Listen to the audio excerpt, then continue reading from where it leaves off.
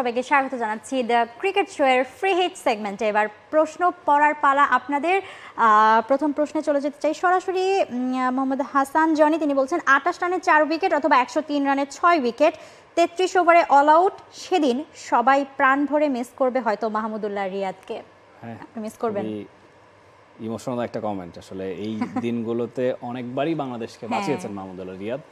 তো শুধু মাহমুদুল্লাহ রিয়াদ না, এখন আমাদের জাকির আলী অনেক আছেন, তার প্রতি আমরা ভরসা রাখি, সেটাই করা উচিত। এবং সারা জীবন তো মাহমুদুল্লাহ রিয়াদ আর জাকির আলী অনেকের মধ্যে কিন্তু একটা পার্থক্য আমার কাছে মনে হয়। মাহমুদুল্লাহ রিয়াদ যতটা ধরে খেলতেন, জাকির আলী অনেক হয়তো বা তার থেকে একটু কম ধরে খেলেন, হ্যাঁ একটু অ্যাগ্রেসিভ খেলেন।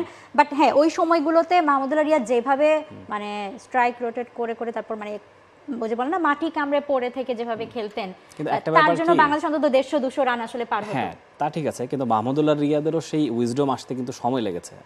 জাকির আলী অনেক আমার মনে হয় উইদিন 2-3 ইয়ার্স তিনি আরো ম্যাচিউর হবেন, হয়তোবা সেই জায়গায় তিনি ধরে খেলে বা যেখানে অ্যাগ্রেসিভ হওয়া দরকার সেখানে অ্যাগ্রেসিভ হতে পারবেন। সেই ভরসাটা এখন রাখতে হবে। শুধু জাকির আলী অনেক না, আরো অন্যান্য নামও আছে সবার প্রতি, কারণ সারা জীবন তো আসলে মাহমুদুল্লাহ রিয়াদ সেই সার্ভিসটা দিয়ে যাবেন না।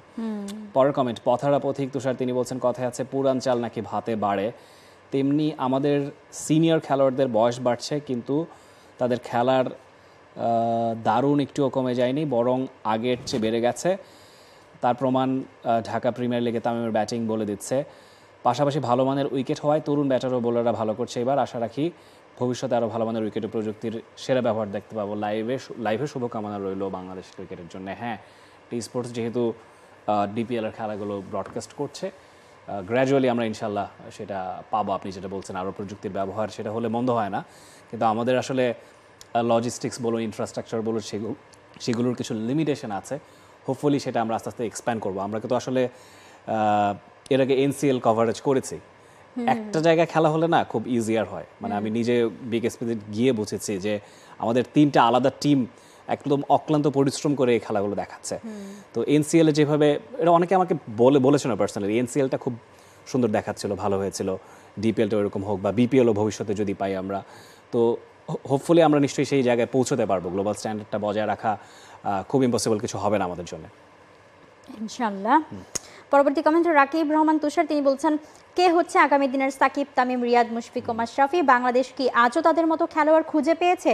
জানতে চাওয়া। তার পাশাপাশি সিনিয়র সকল খেলোয়াড়কে আশা করি ভবিষ্যতে বাংলাদেশ ক্রিকেট বোর্ড তাদের সাথে এক হয়ে কাজ করার সুযোগ দেবে। দেশের ক্রিকেটকে বিশ্বের কাছে আরও উঁচুতে নেওয়ার জন্য এখন শুধুমাত্র প্রয়োজন খেলোয়াড়দের সৎ ইচ্ছা। শুভকামনা রইল আমাদের পক্ষ থেকেও শুভকামনা। এবং হ্যাঁ, তারা যদি বোর্ডে এসে বাংলাদেশ ক্রিকেটের জন্য, বোর্ডে এসে বা বোর্ডে না এসেও বাংলাদেশ ক্রিকেটের জন্য যদি তারা আসলে কাজ করতে চায়, অবশ্যই বোর্ড থেকে এবং ওভারঅল বাংলাদেশ ক্রিকেট থেকে সেই মানে তাদেরকে আসলে সেই সুযোগটা দেওয়া উচিত এবং বাংলাদেশকে গ্লোবালি আরও বেটার পজিশনে নিয়ে যাওয়ার জন্য। আমরা যে আগের দিন কমেন্ট পেয়েছিলাম না যে সাকিব তামিমকে কোন দলের কোচ হিসেবে দেখতে চান, হ্যাঁ আপনি বলেছেন ইন্ডিয়া পাকিস্তানের, বাংলাদেশের জন্য কাজ করতে দিন তাদের। আই ওয়াজ জোকিং, বাংলাদেশের হলে আরো ভালো হয় নিশ্চয়ই।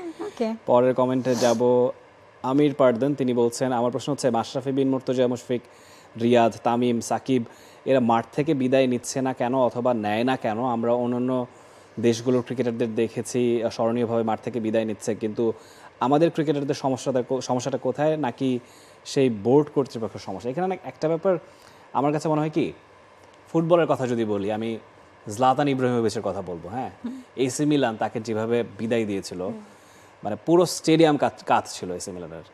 তো এবং সেটা কিন্তু কোনো ম্যাচ ছিল না, ম্যাচ ছিল এসি মিলানের, কিন্তু জলাতান কিন্তু সেই ম্যাচটা খেলেননি। নট নেসেসারিলি যে আপনার খেলে বিদায় নিতে হবে। আপনি মিরপুরেই বলেন না যে মুশফিক, রিয়াদকে আপনি একটা বিদায় সংবর্ধনা দিবেন। আপনি মানুষের অভাব হবে, 25,000 মানুষ কেন, 50,000 মানুষ চলে আসবে। এবং সেই কথাটা বিসিবি সভাপতি বলেছেন, আমি খুব প্লেসড তার এই ইনিশিয়েটিভ নেওয়াতে। সেটা যদি হয় আমরা আসলে মনে হয় এর চেয়ে বেটার কিছু হবে না, এবং এটা প্রত্যেকটা প্লেয়ার ডিজার্ভ করে। না 5 জনকে নিয়ে আসা, 5 জন নিয়ে আসলে তো আরো তাই না, মানে 5 জনকে আসলেই মানে যেহেতু হ্যাঁ মাঠ থেকে সুযোগ হয়নি, বাট চাইলেই সুযোগ করে দেওয়া যায়। 5 জনকেই একটা আসলে অ্যানাউন্সমেন্ট দিয়ে স্পেশাল ডে সেই 5 জনের জন্য, বাংলাদেশ ক্রিকেটের জন্য, যে সেই স্পেশাল ডেতে আসলে তাদের 5 জনকে একটা সেলিব্রেশনের সুযোগ করে দেওয়া যায়। মোহাম্মদ হানান হোসেন জিহাদ তিনি আসলে মনে হয় সেই রিপ্লেসমেন্টগুলো আসলে দিয়েছেন, যে তামিম ইকবালের জায়গায় লিটন দাস, সাকিবের জায়গায় মিরাজ, রিয়াদের জায়গায় জাকির আলী অনিক, মুশফিকুর রহিমের জায়গায় তাওহিদ হৃদয় এবং মাশরাফির জায়গায় তিনি তাসকিনের নাম বলছেন। আসলে রিপ্লেসমেন্ট দিয়েছে নাকি গ্রেটার দেন বলেছেন। না I don't think so, I don't কিন্তু থিংক greater সো, than সাইনটা হ্যাঁ দিয়েছেন। গ্রেটার দ্যান সাইন, তো বাট যাই হোক, হ্যাঁ যদি রিপ্লেসমেন্ট হয় এরা মন্দ না, মানে ওনার চয়েস ভালো, সেটাই বলতেই হবে।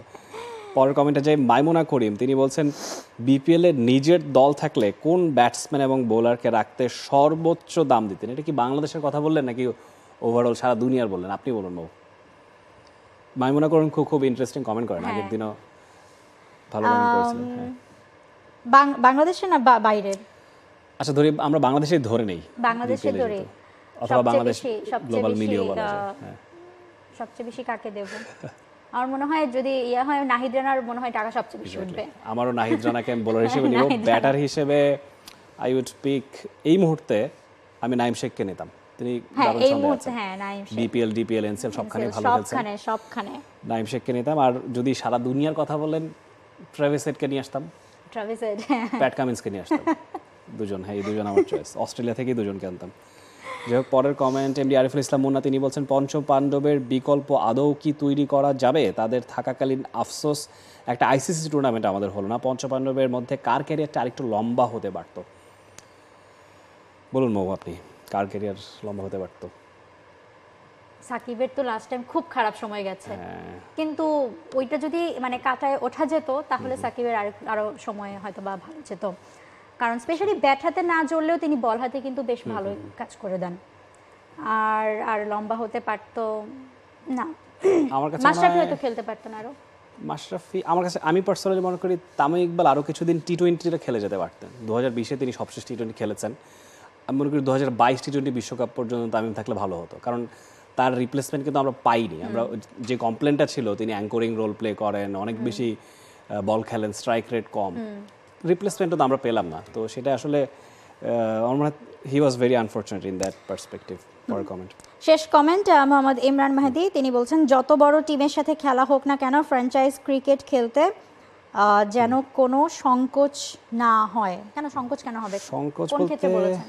আমার মনে হয় তিনি বলেছেন বিসিবির এনওসি দেওয়া বা প্লেয়ারদের অ্যাভেলেবিলিটি, আচ্ছা, সেসব যত জায়গায় বড় যেন টিমের সাথে আর কি, মানে আমি আসলে কানেক্ট করতে পারিনি। ওকে, বা হয়তো প্লেয়ারদের কথা বলেছেন কিনা, যে টিম যত বড়ই হোক। আচ্ছা সেটাও হতে পারে, হ্যাঁ।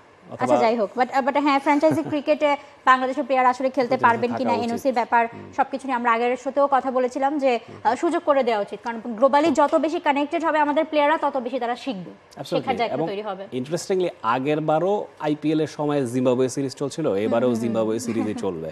তো জিম্বাবুয়েকে লাইটলি নিচ্ছেন। আমরা ইনফ্যাক্ট আগের এপিসোডেই বলেছি জিম্বাবুয়েকে প্রায়োরিটাইজ করা উচিত, কিন্তু জিম্বাবুয়ে সিরিজে আপনার এক্সপেরিমেন্টের একটা সুযোগ আছে, সেখানে আপনি ইয়াংস্টারদেরকে সুযোগ দিন। সিনিয়র ক্যাম্পেইনার যারা আছেন, লিটন, তাসকিন কিংবা নাহিদ রানার কথা বলবো, তাদেরকে আপনি ফ্র্যাঞ্চাইজির জন্য ছেড়ে দিন। আচ্ছা নাইম শেখকে নিলে মনে হয় অবশ্যই সুযোগ দেওয়া যেতে পারে। I would pick him at any day. Okay, so আজকের মতো দ্য ক্রিকেট শো এবং ফ্রি হিট সেগমেন্ট শেষ করছি এখানেই। সপ্তাহে 3 দিন শনি সোম বুধ আমরা হাজির হয়ে যাই ক্রিকেটের আপডেট নিয়ে। সব আপডেট এবং খেলা দেখতে চোখ রাখতে হবে আপনাদের টি স্পোর্টসে। সবাই ভালো থাকুন এবং সুস্থ থাকুন। For more updates, subscribe to our YouTube channel and click on the bell icon. Follow us on Facebook and Instagram. Download T-Sports app to enjoy exciting games and highlights. Visit tsports.com.